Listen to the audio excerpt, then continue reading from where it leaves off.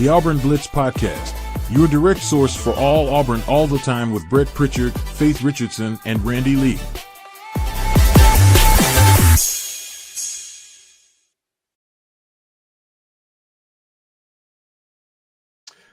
What's up, everybody? Good Thursday morning to you, and welcome into the Auburn Blitz Podcast. We appreciate all of you that find us each and every day, whenever and wherever it is that you find us, and we appreciate you making Auburn Blitz part of your weekly Auburn athletics intake here. We appreciate it. Can't say enough about it. All the subscribers, everybody continuing to help us grow.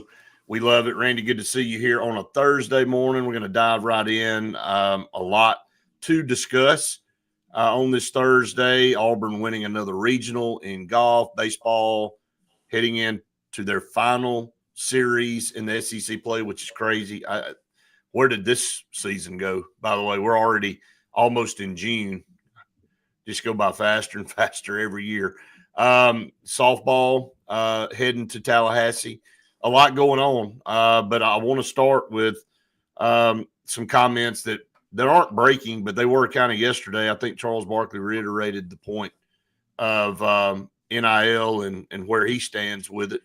And he likes to garner the press, and he makes some statements sometimes that'll really get the headline. And I think he did again yesterday, but he just kind of built off of what he said a few weeks ago, basically saying I've given more money to Auburn legally and illegally than any other person out there. I don't care about that. Everybody knows Charles Barkley's tongue in cheek, and what's in the past is in the past, whatever. But I think the gist that I'm getting out of this is that, hey, he's got the money, he can do it, but he's not just going to continue to dump a bunch of money into kids to pay them to play at Auburn. And I think there's a lot of people out there that feel that way at other universities, at other places.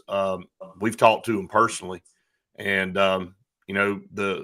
the train's coming to the end of the track for some of these people. Now, that doesn't mean that some people step in and fill their place. But, I mean, when's enough? That's why I put that at the bottom of the screen. Well, first off, I'll start with his statements. And he said something that was clear to all of us Auburn fans. I don't think any of us question that. He said, I single-handedly give more money and have given more money than any ex-athlete in Auburn history. And I don't plan on stopping it. And you put a mic in front of him and you bring Auburn up and you watch him gush, and he loves the university and the university loves him. So if there's ever anybody to speak any sense to Auburn or about Auburn, it's Charles Barkley, and he's got the credibility to do that because all you got to do is go back to previous statements that he's made on the university. So it is ridiculous that we've gotten to this point. Here's my thoughts overall, though, Brett. If it's going to be a business, make it a business. I don't think the Dallas Mavericks go to their fan base to figure out a way to pay Kyrie's salary. No. Kyrie's although the ticket sales and all that do contribute, but they don't go directly to a person and ask for aid. But we all know Kyrie. That. Look, I struck multiple checks to Auburn University last week for football tickets. I mean, we bought our 8-pack of football tickets down here at my office last week. We bought the seat backs, and I've got, a tent, and you've got one. I mean, I spend plenty of money that goes to Auburn University towards going to football, but I'm not giving it direct, which is what Charles is saying. I'm not giving it directly to a kid. But my point is, the Dallas Mavericks wouldn't have it to give to Kyrie Irving unless they were a profitable venture. Correct, Brett? Exactly right. Well, let's quit hiding behind this is not a business, and let's allow the universities or allow football, if it's mainly just football, to separate themselves from the rest of it, all of it, and go and run this thing like a business if that's what they want to do. I'm not saying that I like it, and I know you hate it. That's easy. I mean, you and I are on another text thread that's about high school sports, which is there. It doesn't matter whether you like it or dislike it. At a certain point, it is what it is. And you either determine the way that you're going to play this game or you don't. The thing that I agree the most with Charles is, look, I have no problem with you learning how to play it. But if you're going to pay your coach $6-7 million, which they do, if you're going to pay your coordinators $1.5 million to $2 million, which they do, so be it. But you also need to fit into that budget, paying players, and make that a business model that can sustain itself. Because the thing that I respect the most about what you've said, Brett, is none of us have a problem with the players making money. I want them to.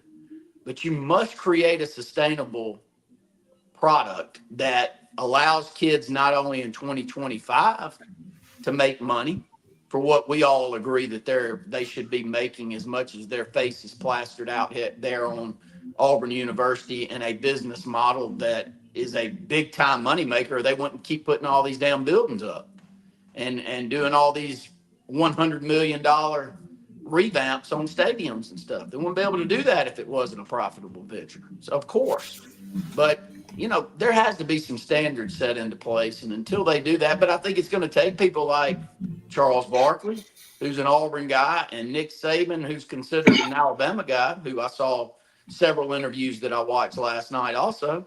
It's going to take some people with some sense to get on air and keep saying, look, this is not a product that's going to sustain itself unless you figure this out. Yeah, I mean, that's the statement that's regurgitated over and over and over and over and over. And we talk about it on here, and I know other people are talking about it on their shows, and but I don't think we're any closer to a solution. That's my honest opinion. I think the college football playoff committee, I think they just keep dabbling in stuff. They throw stuff up against the wall, see if it sticks.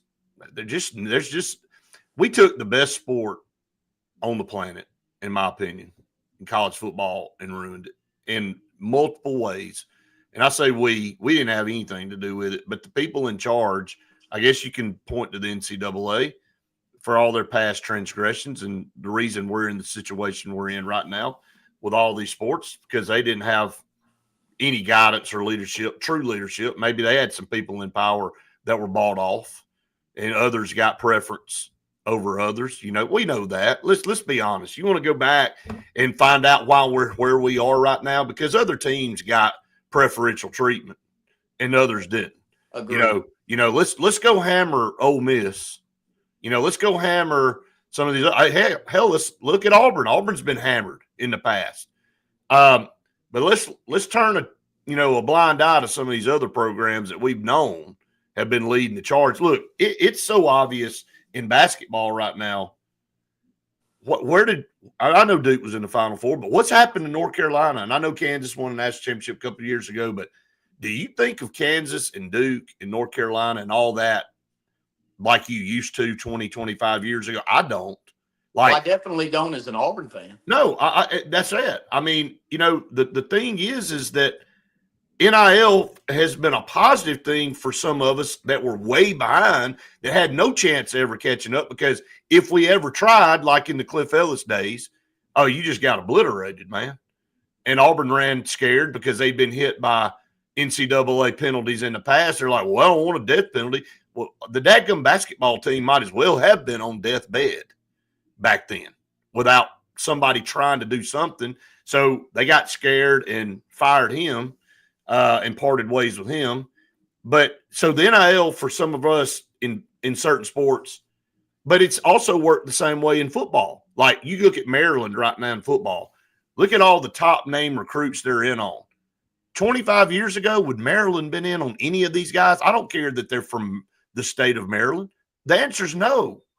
They wouldn't have, because they didn't have the funds and the resources and all, but they've got Under Armour now, and they got that backing, just like Oregon's got Nike, and they've got an unlimited checkbook. It's changed the whole game, and it's helped some schools. But you go back, and my point was on these Blue Bloods, I don't look at them anymore like I did 2025. They're not the powerhouse because of this. So there are some positives and some negatives when you look at it both ways. Well, it's the same with the transfer portal. I mean, Auburn fans, don't be hypocritical of the transfer portal, because I'm not sure that there's any program in the country that's benefited from the transfer portal more than Auburn basketball. And it's because we got a great coaching staff that can develop talent. It does you no good to go in the transfer portal if you don't take Janai Broome from a good player into a great player. It does you no Right. good if you don't go to the transfer portal and get Denver Jones and turn him into an outstanding defender when he was probably not considered one of the top defenders whenever he transferred to you. That's development. So I'm not knocking the coaches, but what I'm saying is we have taken advantage of the transfer portal because we've got unbelievable coaches and unbelievable assistant coaches that can develop those players. So I'm not a hypocrite when it comes to that. I hear Charles Barkley. I think he says what you have said more times than not over the last 3 or 4 years. It's perfectly fine if you can go out there, and I don't want to put his name out there because you know him well, and you got a lot of interactions going with him. So I'm not going to say it. I'm just going to say, let's just say number one X booster for one of our colleges. Mm-hmm. At a certain point, when number one X booster says, hey, Brett, I've given a lot, man, but somebody's going to have to explain to me the way that this model is going to work because, and I'm worth a lot of money, but I have no problem giving it, and I've proven that to my university. And I'm not putting words in any of these boosters' mouths, but you've heard it directly. But I'll be 100%. damned if I'm going to keep on funding this NIL venture that keeps growing year in and year out. It ain't going to happen. I'll do it as long as I think it's going to take to keep us in the ball game until they fix it, but they're going to have to fix it. Is that not what you've heard? No, that's it. That's pretty much it. That's it. PJ just said, I really do think that NIL has hurt college football. They need to do some research on this. Yeah, I think there's going to be a lot of research done for the next 50 years on, we look back now on, and you sent something over on the state of education in this country the other day with Senator Kennedy talking about it in Congress. And you're going to look back on, we're still going to study the year 2020 and 2021 in this country and how detrimental that was 75 years down the road. I mean, I'm just going to, that's just it's not all about what happens in the here and now. This is a ripple effect that's going to go on for years. Well, the same with NIL. Like, yes, going back to my original point with NCAA, the reason we're in the situation we're in right now is because people had finally had enough of the nefarious things going on and the unfair way they handled their business, and some schools getting, hammered and made examples of, and others allowed to skirt by and nothing ever happened to them. And so it's like, okay, well, this isn't working. Everybody's tired of it. And then that's when really the NIL thing hit, and the players are like, well, heck, we're the ones that are getting screwed out of all this thing. And so, and rightfully so, they tried to go and defend themselves. Ed O'Bannon started it with the video game thing. If everybody wants to know where all this started, he wanted some money for being put on the cover of EA Sports college basketball. And he's like, well, why are you putting my picture on here and I get nothing out of it? Which rightfully so. So that's where NIL was born. But now it's turned into colleges paying players to come play for them in the wide open. And every time the NCAA now late to the game tries to fix things, they just get taken to court and they get beaten. And so they have no power. So they've been rendered powerless. That's where we are. But again, not to continue to belabor the point, it's why we are where we are, and we're no closer to a solution today than we were 2 years ago. Brett, let me bounce around a little bit. I got about 10 more minutes while I'm on with you, and I want to hit on some topics that I know you'll talk about a little later, but I want to make sure I hit on them. One, Chad Pruitt deciding yesterday to go into the ministry full time. You and I have had the good fortune of being around him to talk about the basketball program several times. Such a class act. My son and I have gone to the father-son Bruce Pearl basketball camp, and Chad's very involved with that, just to watch the way that he interacts with people. You can sense genuine people, or at least I can. I think I've got a pretty good radar of that. You can sense genuine people easily when you're in an environment where are they interacting and treating everybody around them in the proper way. And Chad Pruitt, man, what an outstanding, and I applaud him for making the decision, which had to be a difficult decision, Brett. And probably a little bit more than I do, when it comes to this. It has to be a difficult decision to walk away from something that's as successful as what he's been able to help Bruce Pearl build with Auburn basketball to go full time into the ministry. But it's a calling, and it looks like he's answered that call. And I'm saying that I'm applauding his decisions here, and what a great man he is. No, I nothing else I can add to that. I mean, when you make a decision like this, it's a calling to, I mean, not to continue to repeat what you're saying, but to be part of something for so long. And he's been part of, coaching for 30 something years. So, you gotta think about it from that standpoint. Now, he's ended his career on about as big a high note as you can end one on with what's gone on the last 10 or so years here at Auburn. But he's been 30 years is a long time to do something. And look, I made a decision after 27 years. I wanted to move on and try something else too. And I was doing this as a moonlighter, and trying to manage how to figure out how to put 28 hours in a 24-hour day. I still try to do that. It doesn't work, by the way.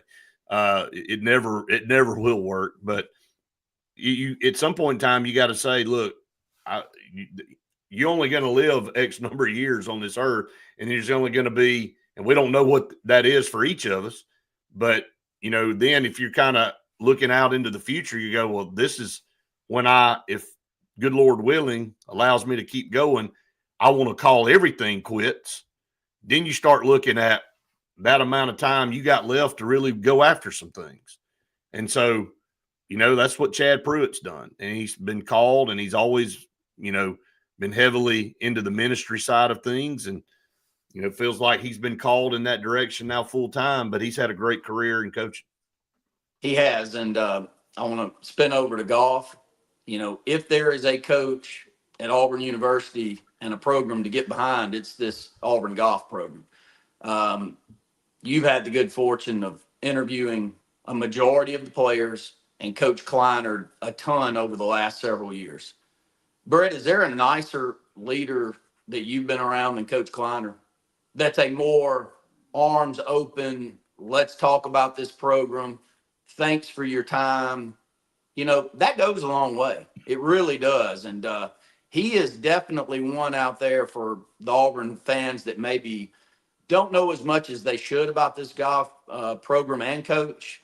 I can assure you that if you were around him at all, you would be just that much more of a fan. I'll put it that way. Yeah, he I can't say enough positive things. He's embraced us since day one, been willing to come and be part of our program, do anything he needs to do to be wherever we need him to be. And is, again, another guy semi close to Bruce Pearl when it comes to, hey, I'm going to do whatever I can to promote my program, even though we're national champs. We still aren't beneath going out and, pushing our program out in every outlet we possibly can. So he has really, really embraced us. And, yeah, he's one of the best I've been around ever, coach. And, and we say this all the time, and Faith and I do, as Faith comes in, we talk about these, and we talked about this yesterday with some of these recruits. It's so rewarding and refreshing to see some of these top-ranked recruits that we go out and see, and how humble, and I'll let Faith talk about it a little bit more in a little bit, but how humble and appreciative they are rather than being some high and mighty and thinking they're above everybody else and they're owed and they're doing us a favor by giving them an interview, right? Well, that's the way Coach Kleinert is. And Coach Kleinert's in a position as, a team, coach that's over the number one team in the country defending national champs. And he could say, well, no, I don't have time for that interview, or that is the furthest thing. He is always quick to respond to any text message I have. He supports us. He wore one of our hats at one of the tournaments out in California a month ago and was proud to do it. But he left it in the car, so I got to get him another one. Some Uber driver in California has got an Auburn Blitz hat, so maybe he'll put it to good use. But I mean, that's the kind of person he is, really. Yeah, and what a few days that they had at the AU club, and to run away with that by 27 strokes, and Unbelievable. Coyvin to play the way that he did and to, finish it off with that 34-foot putt to go birdie and close out by winning the individual championship. Got a chance to be one of the most decorated athletes in Auburn history if he stays on this path. I mean, you keep adding all these trophies to the trophy case, and you're the number one player in the number one program in the country that's far and away the best run that your school's had. That's what they make statues for, Brett. And I'm sure he's well on his way with the way that this is going. And I know that it's a little early to say that, but when you're the best that a school's had in anything, that's where the conversation goes. And right now he is that. I mean, we talk about Rowdy Gaines in swimming, don't we? We do still. I mean, you're probably going to be talking about Jackson Coyvin especially if he finishes things off with another national title and maybe an individual championship. Man, the sky's the limit. You got to also remind yourself he's just a sophomore. That's how good he is. Well, I'm gonna step aside. Y'all had, and I'm gonna stay tuned in. I want to spotlight y'all's efforts, though. Yesterday we caught up with the number 3 prospect in the state of Alabama, who is a big prospect for Auburn University, but everybody wants Wilkes from Wadley, and so I'm looking forward to having y'all talk. But I want to applaud y'all's efforts getting around the state. If you've got a program out there that you would like to have spotlighted. And I say this all the time. I get messages that come across, and the next one I get that is not a good enough storyline for us to cover will be the first, Brett. Every time someone sends me a storyline for AHSA content, I look to you and I go, Brett, man, why in the hell did we not know this was going on? Right. But it's because a lot of the stories just aren't told except in a little small community where they know it. But that's what we hope to do, and that's what Faith and Brett are traveling all over this state to do. So I'll step aside, listening to y'all. 256-825-0197 is our phone number. Lee Apparel, Sign Source. We're as busy as I think we've ever been. All of our businesses are in their peak season, but we will find a way and a means for us to get the work done for you in the timely manner and get it delivered out there to you. One thing I will mention, Brett, we've got about 5 or 6 major digital board projects in place through Sign Source at schools and on highways for digital billboards. We've got more of those type of projects in place than we've ever had. So if you're in the market for, a digital board for your football field or your baseball field or your school in general out front or whatever it may be, we're your source for that. We've got the capabilities of installing all of those boards. 256-825-0197. Looking forward to listening in to y'all talk about Wilkes. Bye, Randy. Brett, I'm sorry, but I can't hear you. Yeah, sometimes I hit the mute button and it's there. I'll try again. Welcome in, Faith. Glad to have you again this morning. Thank you. Good to be here. Good morning. Another busy day for us. And before you and I dive into some things we want to talk about together, let's talk about some of our great partners. Yes, Sensagreen for air that's cool and clean. Call them Sensagreen. They are the carrier dealers for the state of Alabama, proud supporter of Auburn athletics and a proud supporter of the Auburn Blitz podcast.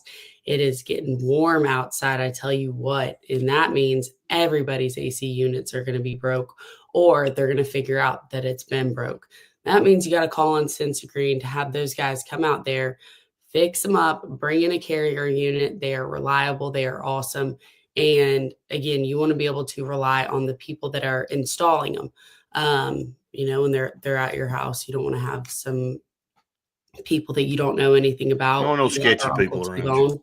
Yep. So make sure you call on Sensagreen. They're going to be able to save you thousands of dollars on the installation process. Yeah, no time for sketchy people hanging around your house. Yeah. Scout Program Management, a full construction management firm in Birmingham, Alabama, but serving all over the Southeast. And, man, they handle multi-million-dollar projects. You and I were at one of those yesterday at Benjamin Russell High School. And, man, it is gorgeous. It'd been a minute since I'd been out there, but my Lord, that place is going to be awesome. The new practice field and track and all. But Scout Program Management consulting firm over that project, ensuring that thing's going to be completed correctly. So it looks great, but there's a lot of moving pieces.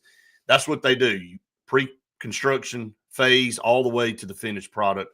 Make sure you call on Scout Program Management. They will handle your project. And when you're spending that kind of money, you want to make sure it's done right. Bunkers in downtown Auburn. Bunkers. We just finished up the golf tournament here at Auburn. You want to make sure that you're heading over to Bunkers to practice your skills so that you're not damaging the courses in Auburn, the beautiful, beautiful courses that they take such good care of.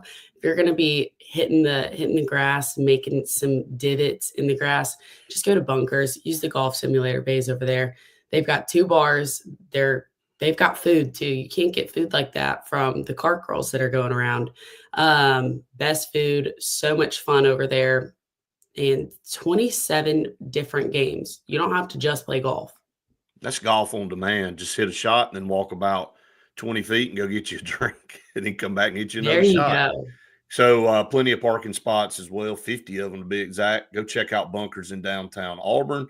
War Eagle to you, Jerron and Jonathan. Always appreciate you guys joining us. We kind of went through the NILs. I won't go back on any of that with you. We talk about that enough. Let's dive into what you and I did yesterday and preview that a little bit. Jaquez Wilkes at Wadley High School. We've interviewed and you've interviewed, but I'm just handle the cameras, as everybody know. But have a chance. Yeah, we had some really fun time with the camera yesterday. We did. Yeah, that was nice with the breeze blowing outside, trying to blow everything down. But Jaquez is one of my most favorite that I've been to so far. Look, we don't have a bias or whatever toward anybody. Jaquez, never had met him before. You hadn't either, and just by the time we left, we felt like we'd all known each other for 10 years. And that was really rewarding. And I thought it was one of the most genuine down home interviews that you've done to this point. I think the initial meeting with his mom, because she's who I was getting in contact with and everything. And one of the first things she said to me was, we got to work on his interviews. Like, I'm sorry, we haven't done that too much. And again, he's at a 1A school where they're not getting a lot of coverage over there. No. And again, is why it's a blessing doing what I'm doing. But yeah, so when I went to go meet him, I was kind of thinking, oh gosh, I had one just yesterday and I was really pulling some teeth there too.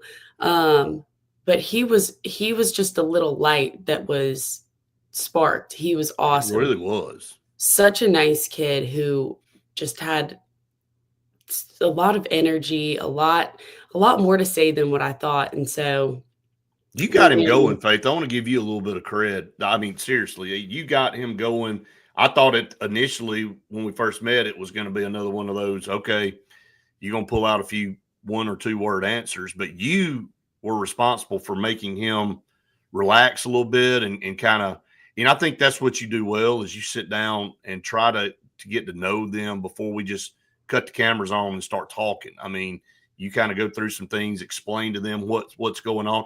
It also helps that you blunder up a little bit and they go, oh, well, she's not a robot. She's not just, and then it makes them loosen up a little bit. And then the interview ends up being outstanding. Yeah. I have plenty of times where I give a nice little stutter and I'm like, hey, this is the beauty of being able to edit it. I'm going to edit this part out. So guess what?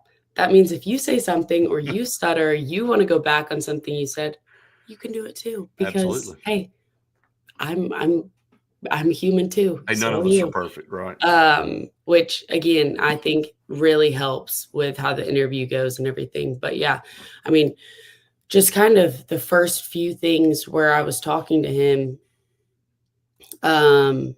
it's nice because Brett's putting up the cameras and everything. So it's nice where I get trying not to let them blow down. Well, I get to kind of explain what's going on and all that stuff. But yeah, I mean, I had my first thing where I was like, hang on, got tongue tied. Let me start over. And he started laughing, and I was like, okay, see, this is good.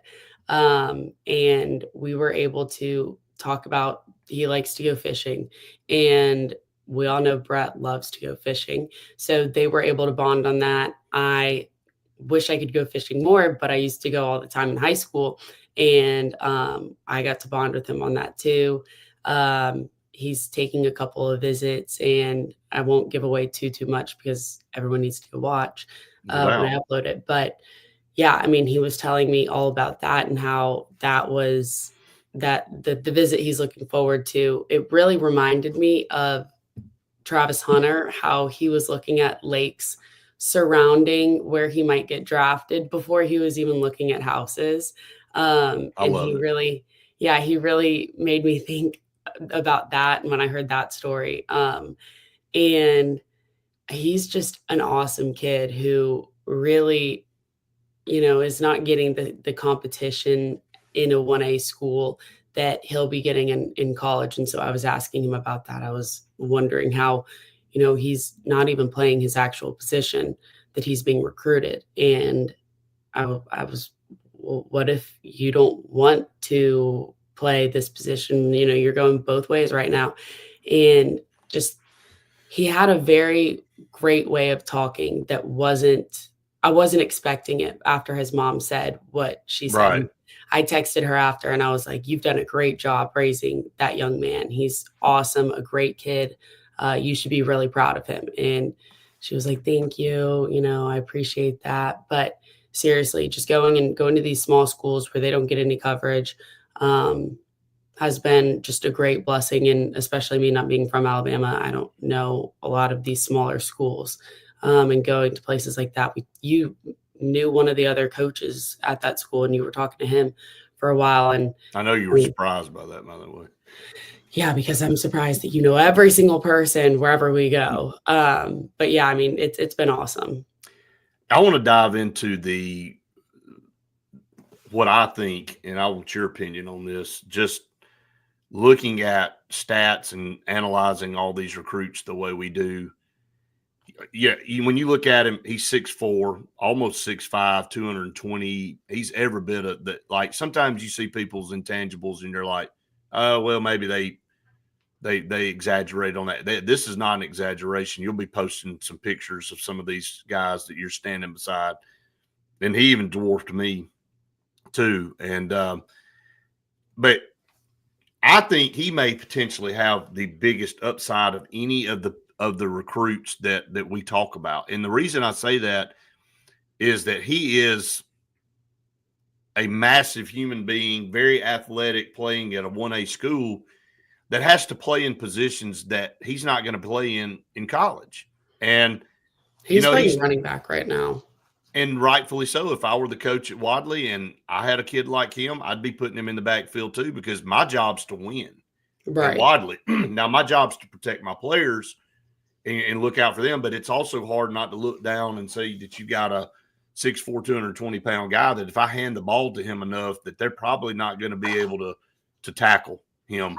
And he's going to get a probably 15 to 17-yard average per carry in a lot of these games in 1A football. But he's not going to be running the football in college, and he's not going to be playing middle linebacker in college, and you have to put him in the middle. He said it in the interview. He said, they have to play me in the middle because if they put me on the end, everybody's just going to run away from me. And so, and I'm not saying he's the only player on Wiley. They got some great players on the team that compliment him, but he's the number 6 player in the state of Alabama. He's an elite player. So I think, he's got maybe, we already know he's great, but I don't think we even have seen the tip of the iceberg on how good this guy's going to be. I don't think so at all. And I think he also, and not in an arrogant way, but in a humble way, kind of said that he's excited to be able to play the position that he wants to and that where he thinks he'll thrive at, instead of being placed where he needs to be. And I think that says a lot about him too, where he's playing where he needs to play. He's not playing where he wants to.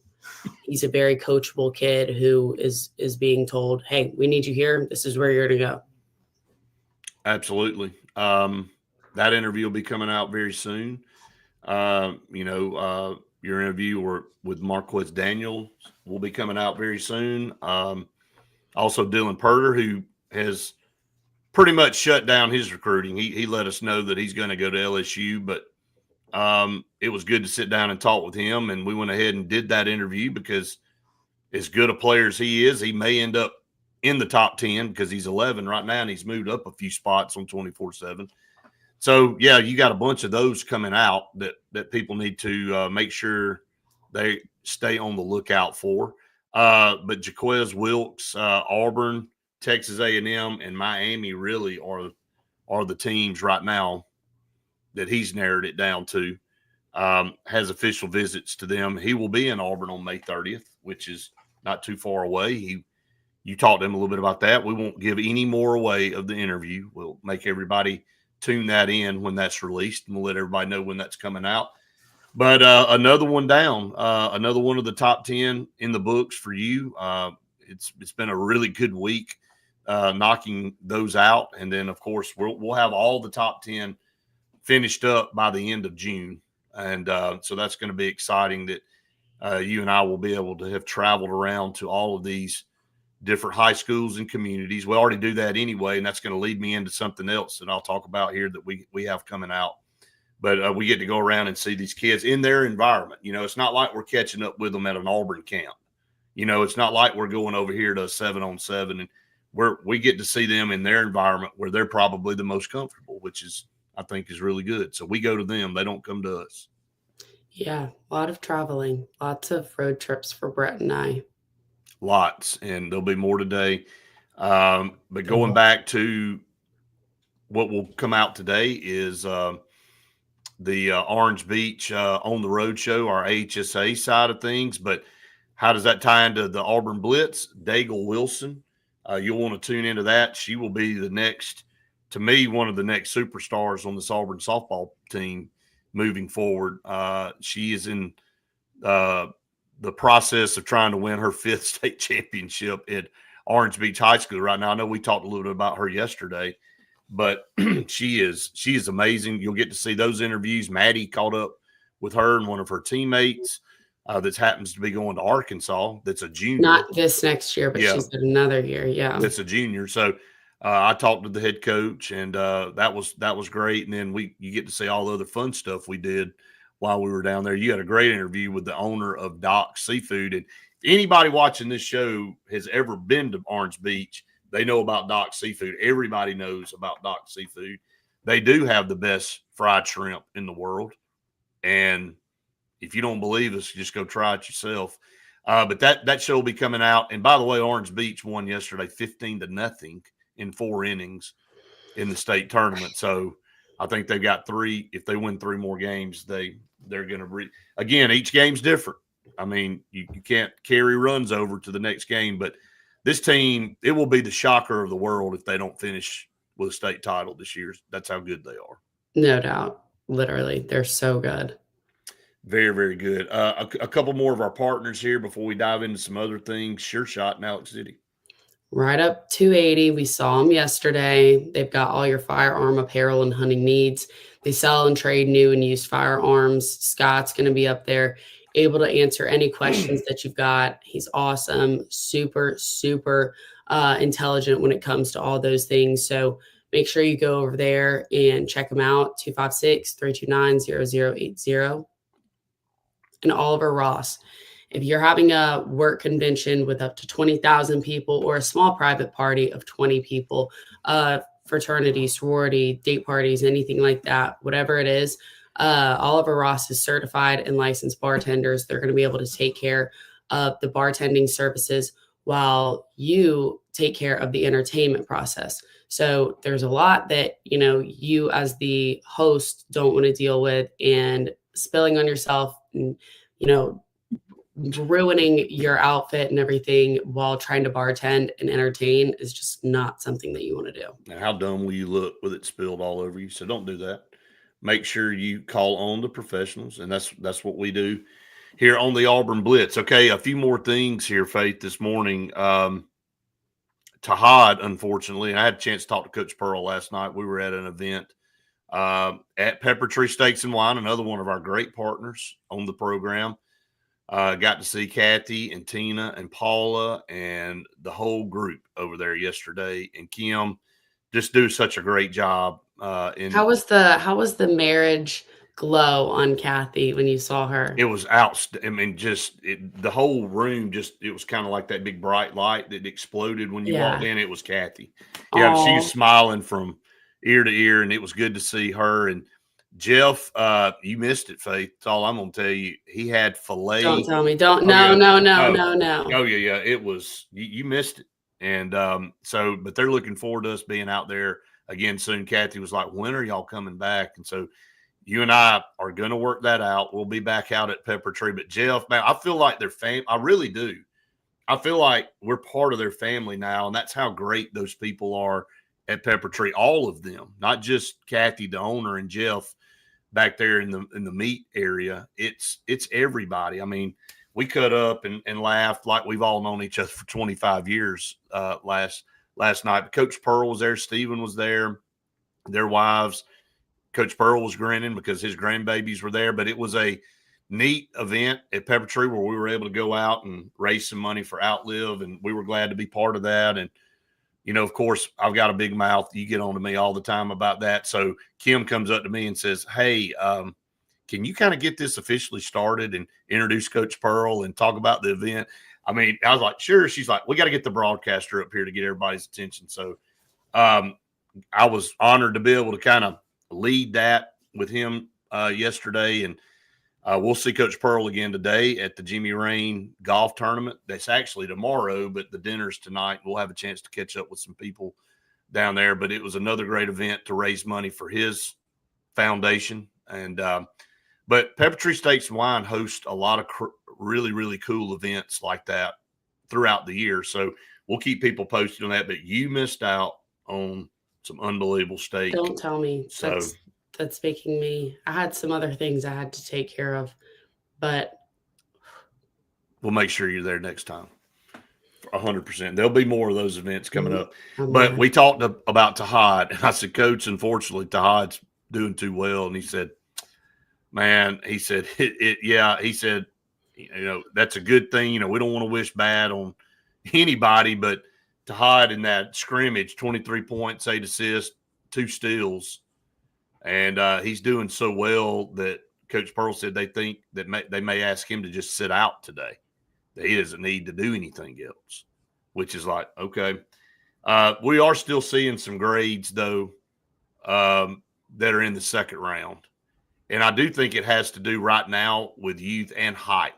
Now, if Tahad was 6'4", 6'5", I think he'd be a lottery pick. I think he'd be a no-brainer in the first round. But I still think, even though, he's going through drills and stuff, and, man, you can look good and all, and then he had that performance in that scrimmage. But, is a NBA team willing to pull the trigger and draft him as their first pick in the first round? So we'll see. I mean, I just want him to come back at another year of experience underneath his belt. Yep. Again, we've seen some things with young guys going and just not having enough experience and not getting the playing time that they deserve. But coming back another year, selfishly, I want to see him on this Auburn team. But at the same time, I understand how good of a player he is. And but again, I don't think another year coming back, getting some more experience, learning some more, getting his college reps in, I don't think that would hurt at all. And we don't have any selfish motives in this at all. I just said selfishly. I'm admitting it. I'm saying I'm actually playing the other side. I'm acting like I don't. No, I'm okay, lying. There you go. I'm lying. So, yeah, we do selfishly want Todd Pettiford back at Auburn because I think he is a difference maker, and I think he'll be one of the best players in the country in college basketball next year. And, we need him back at that crucial position. He'll be leading, the team at point guard. So, that would be good. Want to get your take on well, I want to do one more basketball thing and then we'll come back. You and I saw this yesterday at the same time. And I don't want to crack on anybody, especially anybody from Auburn, but Janai Broome had a vertical leap of 24.5. Desmond Watson, 6'6", 464-pound defensive lineman at Florida in the NFL combine, had a 25-inch vertical leap. He outjumped Janai Broome by half an inch at 6'6", 464 pounds. Look, I'm going to say this about that. We talked all throughout basketball season about why aren't we seeing more explosive plays at the rim for Janai Broome? Why are we not seeing more dunks or, he's trying to lay it up, whereas if he'd have just went up with authority and dunked it, maybe he wouldn't have gotten that shot blocked or he wouldn't have missed it or whatever.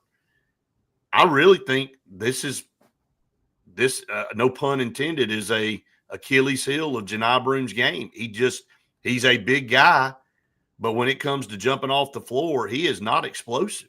And I don't know what that does for him as far as NBA teams looking at me. He was up for Player of the Year in college this year. So it was between him and Cooper Flagg.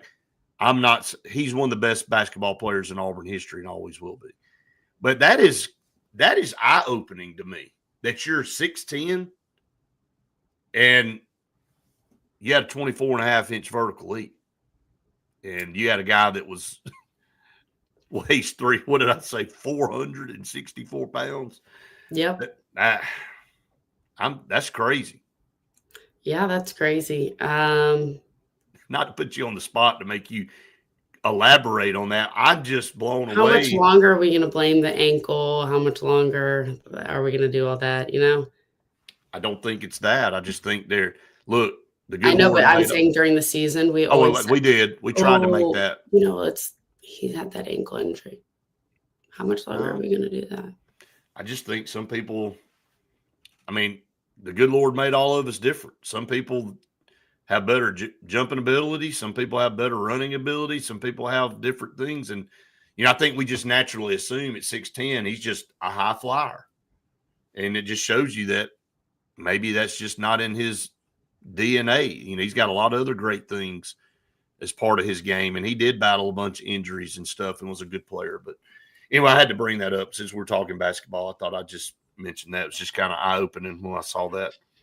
All right, golf. We'll end with golf because you and I have been out to the AU Club, and it was such a fun event to cover. Really, really cool catching up with Carson and Jackson after day number 2, and then Coach Kleinard. But when you look at this leaderboard, Jackson wins another individual championship at the region. Shot 5 under, 2 under, and 5 under for 3 rounds. And then, again, you can't put a price on how great he's been for this golf program. And this is just his second year. Oh my gosh. Yeah. Thinking about how well he's played just in these past 2 years just shows how much potential he's got. And Coach Kleinert said when he was telling everybody that this team wants to go and win the whole thing, but wants to win this regional, not just qualify. He was saying that we've got some of the best golfers in college in the world on this team. And they want to go play at the PGA Tour, that kind of stuff. It shows. And Jackson is a prime example of someone that's going to make it there. And that's just the truth. No doubt about it. He won Auburn's first individual title in a regional in 35 years. And if you want to go back, like some of the closest he has come to winning a regional title, another title, Alexander City. I know you go, man, Lee Williams from Alexander City, who was a phenomenal golfer. here at Benjamin Russell and moved on to play at Auburn. Dominic Bozelli and Brendan Valdez have all finished second. So he gets over the hump and wins a individual regional title the first time since 1990. Jimmy Green won that individual title back in 1990 in Savannah, Georgia. So been a while. So that just tells you about Jackson Coyven, but it wasn't just all Jackson. His teammates played well, stacked up there at the top. Yeah, you look over there and the people that you're competing against are your teammates. Said that yesterday. It's hard being up there wanting to win personally, but also seeing that everyone that you're competing against to win for yourself is your other teammates. And I think that's just an honor to Auburn's men's golf team, just how good they are. Coach Kleinert, how well he's coached them up. So yeah, I think it's crazy that that's what they were saying yesterday. Yeah.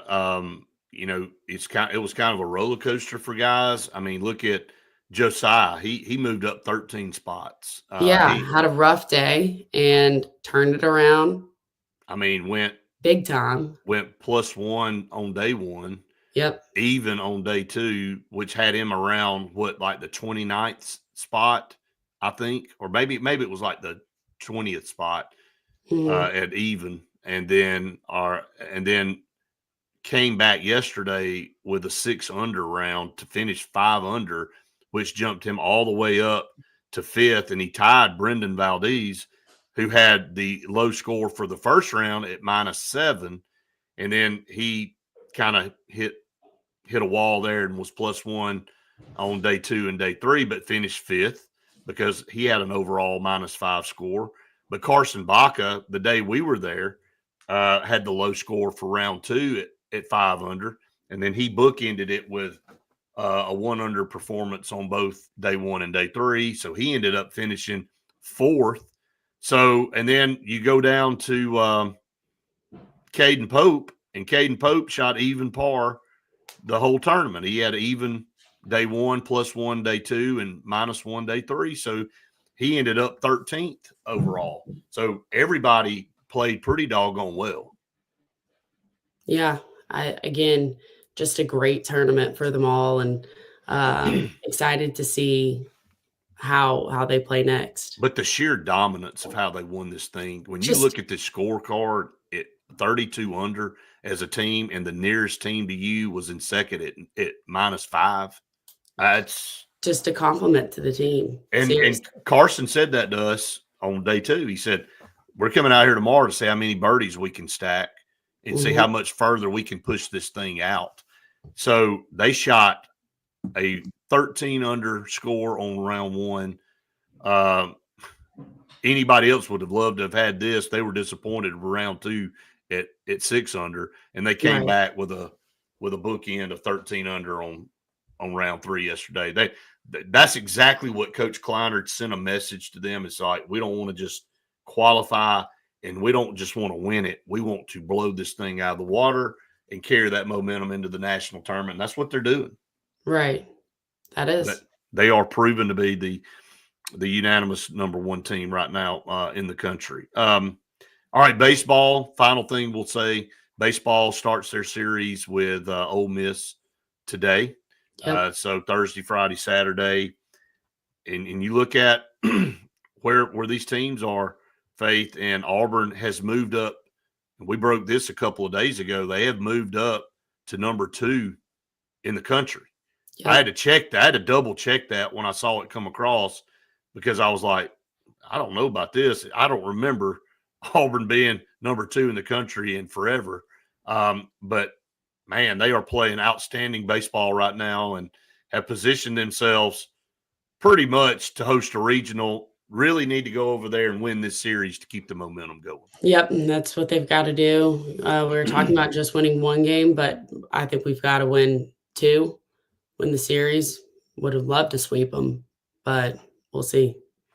Yeah, I had a had to pull this up right here to show everybody where the standings are. And of course, Texas is pretty much won the conference. I mean, they're 20-7. Arkansas is right behind them at 18-9. This LSU team is one game better than us at 17-10, but 3 of their losses came to us. How big of a we may look back at that series and go, that was the tipping point for Auburn. It got them really playing well. You had one of the top teams. LSU was ranked, what were they, 2 or 3 when they came into Auburn? Yeah, I think they were 2. And they swept them. Yep. And so they're one game better. Auburn and Vanderbilt and Georgia are all 16-11. Then you've got Tennessee, Alabama at 15-12. You got Ole Miss at 14-13. And then from there on out, everybody's got a losing record. So Auburn has positioned themselves, Faith, firmly there in 4th. And with a series win, and depending on how some of these other teams do, could jump up maybe to 3rd or maybe even into 2nd. Yep. We'll see. Just hitting the ball really well, pitching really well, defense, everything's kind of clicking at the right time. So, and then Sam Dutton's brother, I got to say that he's been the first base coach all year, and Auburn just blew out Jacksonville State, and he comes out and hits a home run, and it's his first at bat, and hits one out of the park. They've got everybody energized. That was a cool story everybody's been talking about this week as well. All right, a couple more partners here, and we're going to close it out here on this Thursday. Again, we can't thank our partners enough, and we are so glad to have Old Number One Customs part of our Auburn Blitz team. If you want to renovate your kitchen, bathroom, anything, do it with the professionals. Don't DIY it for 2 years.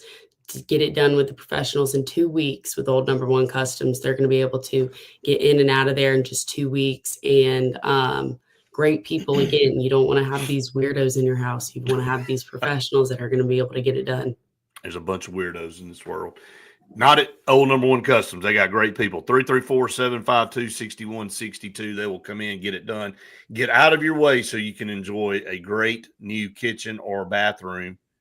JFA Blue Plumbing. JFA Blue Plumbing, 844-JFA Blue. They have the Home Atlas water filter duo. So you're going to have every single faucet in your house with purified water, filtered water coming out of it. So whether it's going to be your sink, your shower, your drinking water, everything is going to be filtered water. And again, you can't put a price on health. You cannot. And for $15.99, fully installed and out the door, I mean, again, that is a very small price to pay for clean, filtered water that's going to help you with your health and your kids and everybody else. So call on JFA Blue, like Faith said. Can't come up with an easier number to remember. All right, Faith, a lot going on. We'll be heading down to the Jimmy Rain golf tournament later on today, so you've got a lot of editing to do. I've got a lot to do today. Today is edit day for you. So up until we've got to go there. So. Yep, right until we leave. So for all the people out there that think we have a lot of free time during our day, we don't have a lot of free time. We stay busy on the road and all. But we appreciate all of you out there that watch us each and every day, that tune us in, continue to spread the word, and help us build our channel here. If you enjoy the Auburn content that we provide, please.